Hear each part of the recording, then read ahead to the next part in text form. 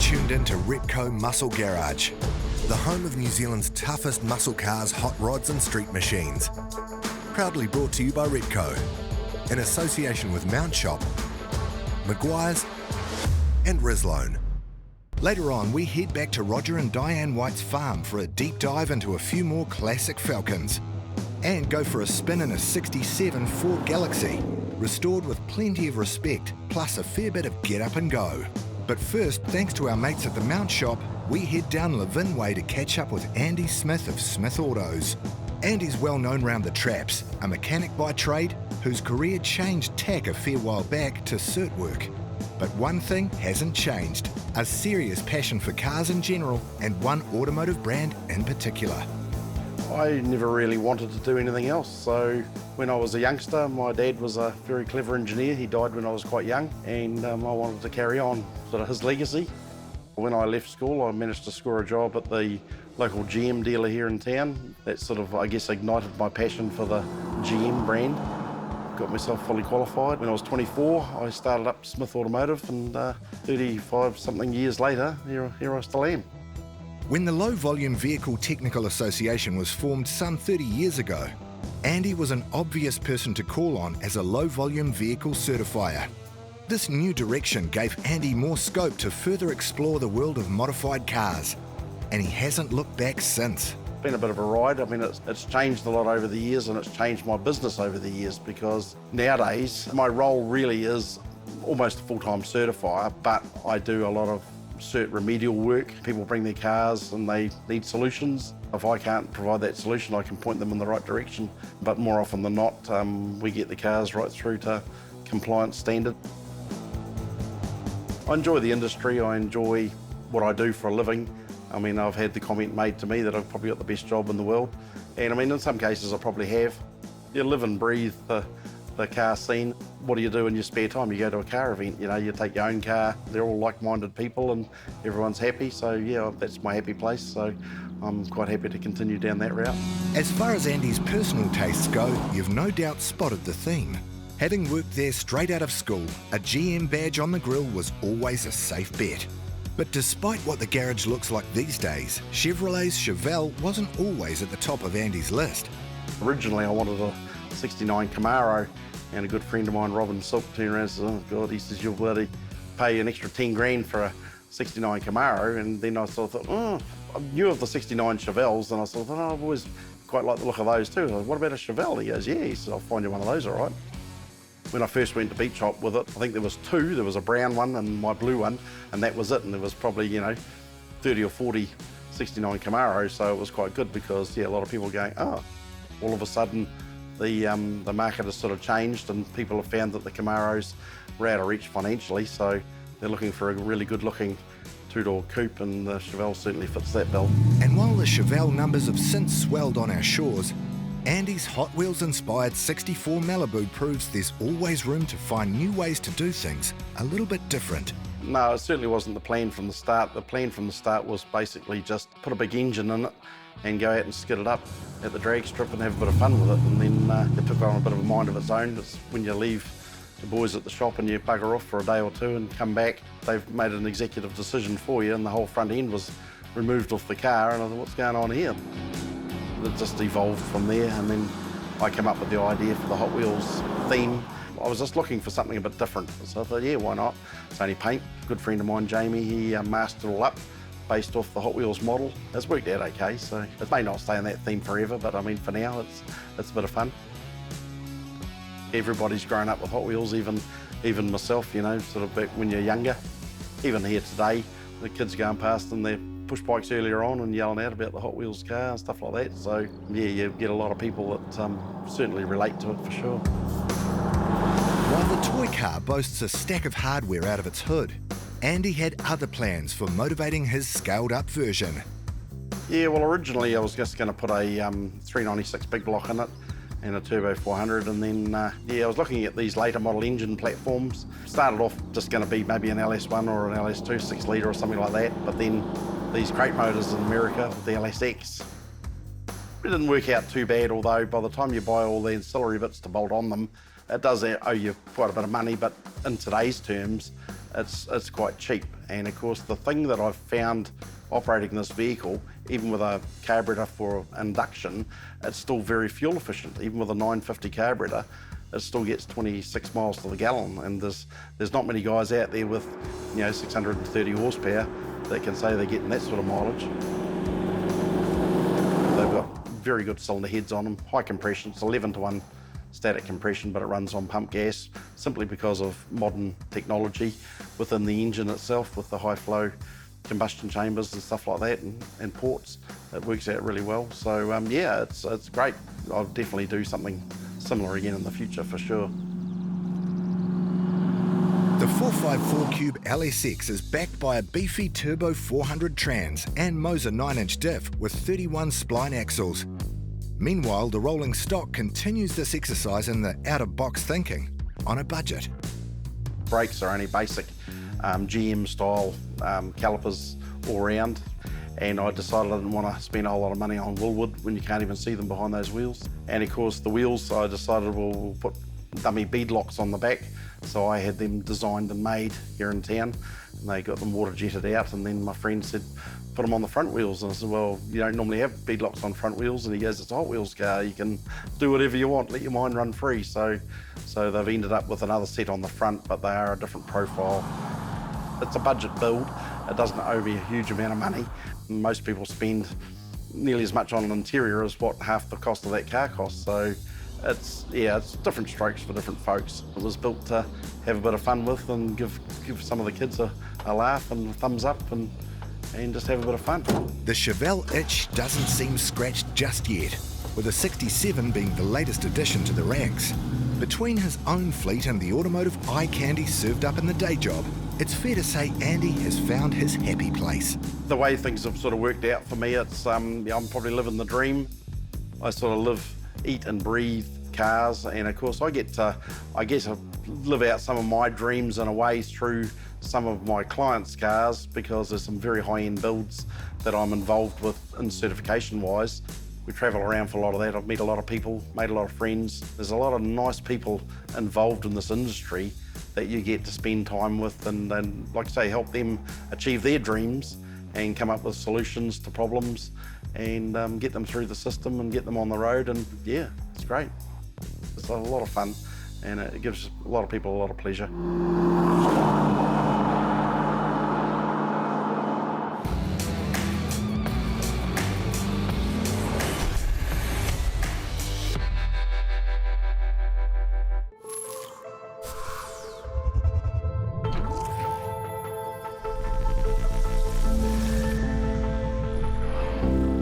Advanced protection of hybrid ceramic. Whoa. Now in 3 easy-to-use products. In original spray wax, now as a liquid wax, and a spray detailer. Meguiar's hybrid ceramic family with advanced SiO2 technology. Meguiar's, ceramic made easy. Rizlone has been in engines almost as long as engines have been in cars. Why? Because from then until now, there's never been a perfectly clean fuel. This means every time you fill up, you're adding pollutants and contaminants to your fuel system. Rizlone Fuel Injector Cleaner can cure those woes and help save your engine. Rizlone Fuel Injector Cleaner adds an upper cylinder lubricant, providing double the cleaning power out of the same bottle. We know something about aging well, so when we say it's your engine's fountain of youth under a screw top, you can count on it. Rizlone is the original engine tune-up. Available at participating stores near you.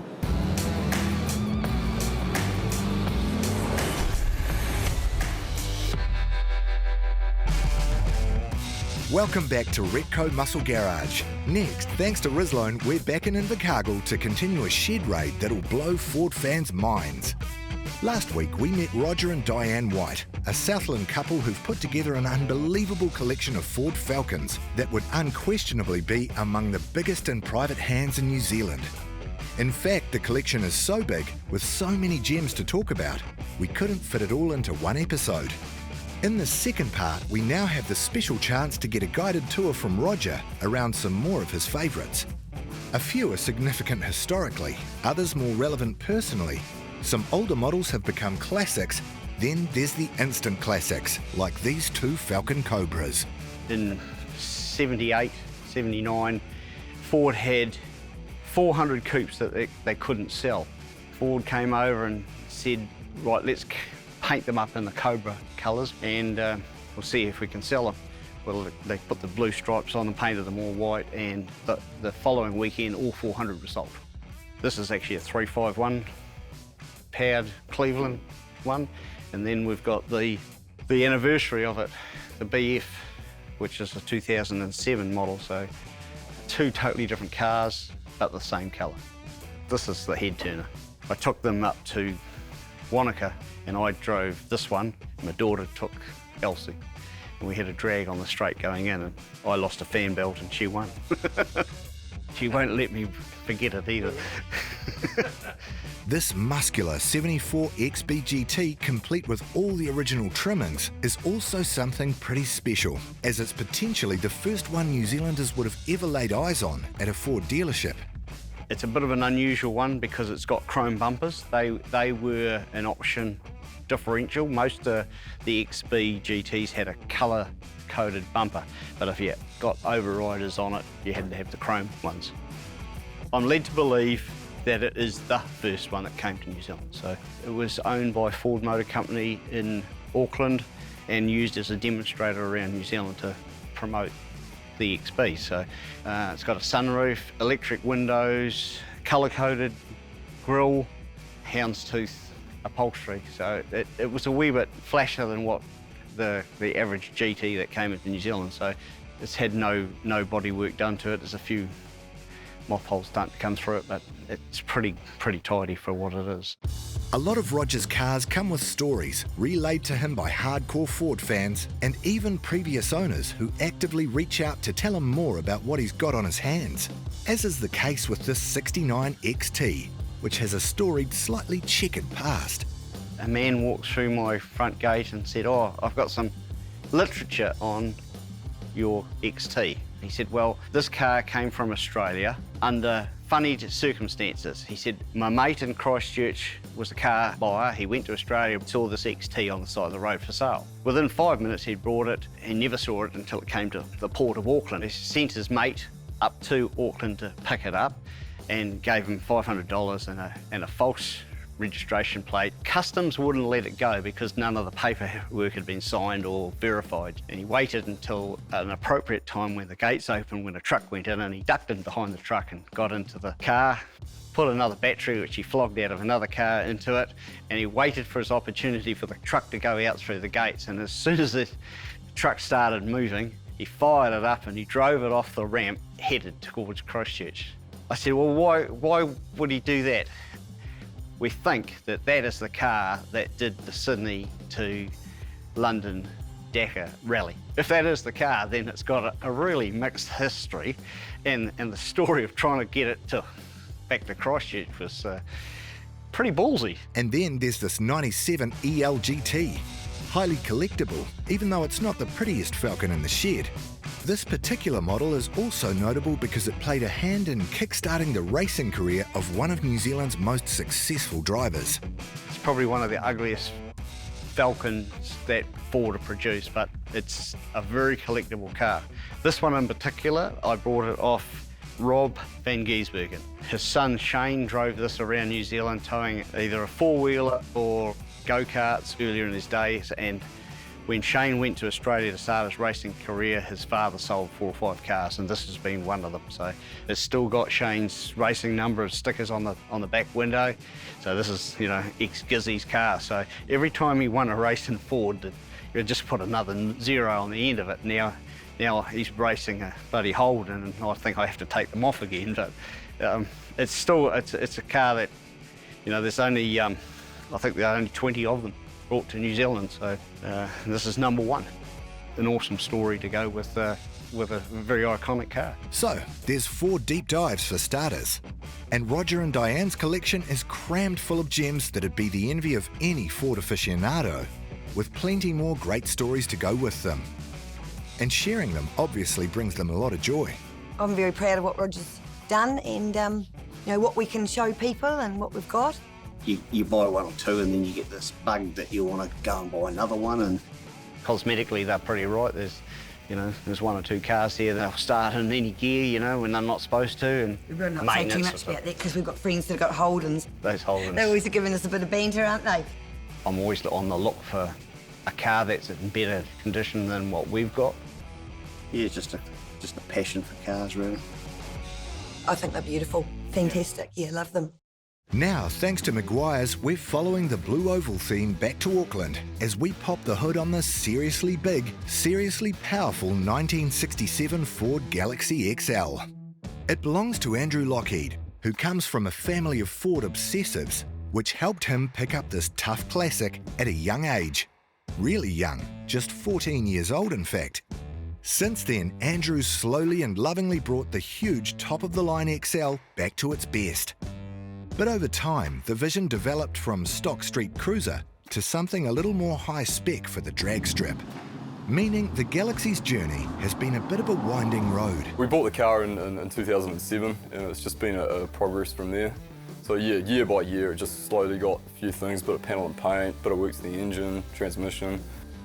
Tasting cars, yeah, well, obviously muscle, anything kind of V8 early, especially a lot of the 60s Fords, full-size Fords. Yeah, definitely got a soft spot for them. Kind of always grew up with them, especially with the old man. Definitely taking me down to the drag strip, down to Mary, and always going to car shows and whatnot, and I kind of fell in love with them from an early age. I do like the big kind of fastback cars, especially being pillarless. This thing just stuck out like a sore thumb, mate, being bright red, pillarless, big, long, you know, coupe fastback. And being an XL model, it's quite highly optioned. So it had all the good gear in it, you know, all the lovely trim and cast grille and stuff like that. So Andrew's always been attracted to V8s in general, and Fords in particular. Unsurprisingly then, the work he's done to the Galaxy over the years shows a real admiration for the original. But true Ford diehards will quickly spot one notable exception. I've always liked the big Ford stuff, you know, I've always thought it's a very tough kind of car. I like how bright it is. No, I just love the shape, the big full-size Ford stuff, yeah. I think what was originally built to be kind of like a luxurious, big, long coupe is kind of got tougher during the years. Yeah, it was more of a kind of businessman's toy. Yeah, all the die-hard Ford fans aren't exactly a huge fan of the Dodge SRT red paint job, but it's all good. Yeah, I think it looks good how it is. The Galaxy is aptly named, of course. It's practically as big as one. That means there's a lot of weight to haul, but also plenty of room inside for something that can generate some major horsepower. And with a little help from the Marsh Motorsport boys, Andrew's taken full advantage. We definitely had the idea that I wanted to go a little bit faster. The motor was built back in 2016. The old 390 came out of the car, and we were lucky enough to source a good 428 FE block out of Shane Johnson from First Auto Parts. That's kind of where the build began. Obviously with the help from Shane, he's managed to source all the parts for the new build. It's got a scat crank, JE pistons, Edelbrock head, Edelbrock intake, quick fuel carb. Breezed through a set of custom-made headers, custom-made exhaust from Magnum Automotive. Punches out a 538 at the crank, 560 foot-pounds. Yeah, got the Weld racing wheels on there. It has got enough boogie to pin you back in the seat, but it is definitely still streetable. Yeah, it's just enough to get us down to beach hopping back without any issues, you know, it's still pretty reliable. Over the years, Andrew's spent a lot of time, energy and more developing the Galaxy from the original idea, a budget-orientated street cruiser, to what it is now, a seriously tough street car / weekend strip warrior. It's easy to label a car inside a category, but for a few years, I was kind of just cruising around on some 20-inch wheels. Just trying to move away from that kind of look and go to something a little bit more tough, you know, a bit more muscles. I'd try and categorise as a kind of street strip tough, yeah, pro street almost. Really just needs to be half-tubbed for that, you know. It has got a very rowdy big comp cam in it, and obviously, yeah, matched up to the big stall converter. It's definitely a pretty ruckus to drive it, for sure. Very loud inside, no kind of sound deadening or anything, and yeah, it's good for the senses, you know, wakes you up.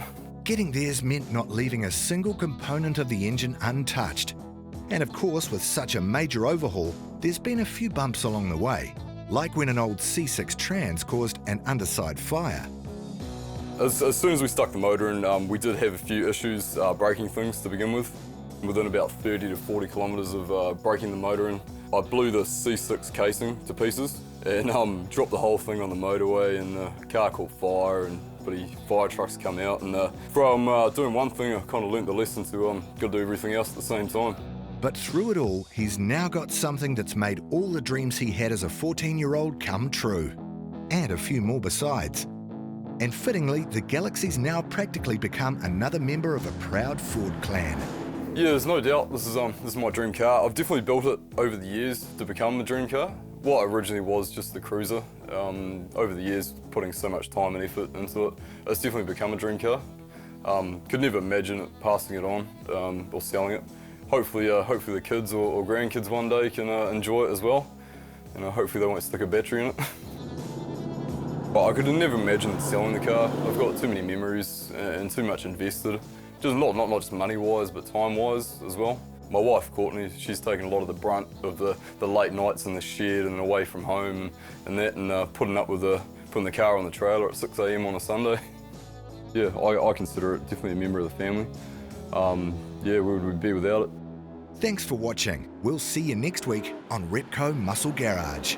Feel like your car could do with some TLC? No worries, we've got every base covered. Because we could be hooking you up with an incredible prize pack thanks to our sponsors. For a start, there's this massive Maguire's and Rislone Complete Car Care Pack valued at over $760. Thanks to Repco, we've also thrown in this amazing Mech Pro tool chest valued at $724. To stay on top of everything underneath, there's a $500 mount shop voucher. And last but not least, you'll also score a year's subscription to NZ-V8 magazine. That's a total prize pool of nearly $2,000. To enter, just head over to themotorhood.com and hit the Repco Muscle Garage link on the homepage. The winner will be drawn at the end of the series, so make sure you get amongst, because this prize pack is one major haul. Good luck. Repco Muscle Garage was proudly brought to you by Repco. It starts with the parts. Mount Shop Undercar Specialists. Maguire's, people who love cars love Maguire's. And Rislone, high performance additives for high performance vehicles.